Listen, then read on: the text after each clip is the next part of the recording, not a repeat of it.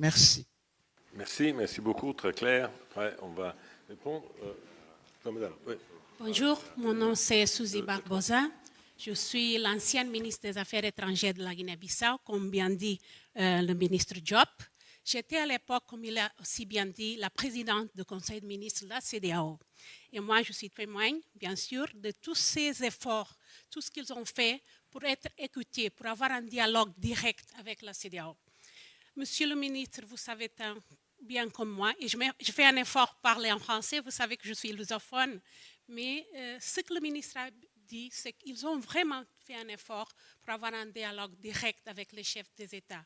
Mais nous, et surtout mon frère Aurélien peut aussi confirmer, nous sommes des ministres. Nous n'avons pas la décision dans le cadre de la CEDEAO. Nous sommes les gens qui transmettent ce que les chefs d'État décident. Et la CEDEAO, bien sûr, c'est une décision des chefs d'État. Et aujourd'hui, je pense, Monsieur le ministre, que l'histoire a démontré que vous aviez la raison. Je dois vous féliciter surtout pour votre résilience. Aujourd'hui, peut-être les gens pensaient que vous allez changer de position. Et ce que la CEDEAO a rendu compte, peut-être que c'est la CEDEAO qui doit changer la position.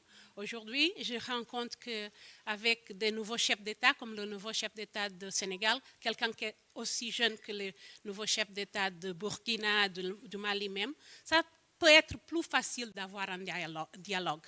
Pourquoi? Parce que plusieurs fois, c'est que la vision est différente, les valeurs sont un peu différentes et surtout l'âge n'aide pas. Je pense que la CEDEAO a rendu compte peut-être qu'elle est partie un peu trop loin. Comme vous avez bien dit, ce n'est pas prévu une invasion, ce n'est pas prévu l'occupation d'un État membre. Mais ça a parlé. J'ai eu la chance de ne pas être plus la ministre des Affaires étrangères à l'époque. Et je n'étais plus la présidente du Conseil des ministres parce qu'on a rendu à Nigeria juillet dernier. Mais bien sûr, j'ai entendu, j'ai suivi cette proposition. Et par chance, elle n'était pas prise finalement parce que les États ont rendu compte que ce n'était pas une option. Surtout parce que les conséquences pourraient être beaucoup pires que la solution.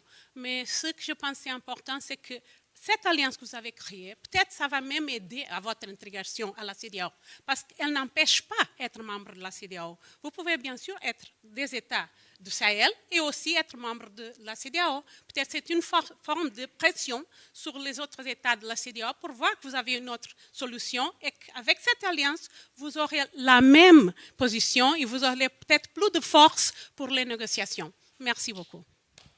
Merci. Je vous en prie.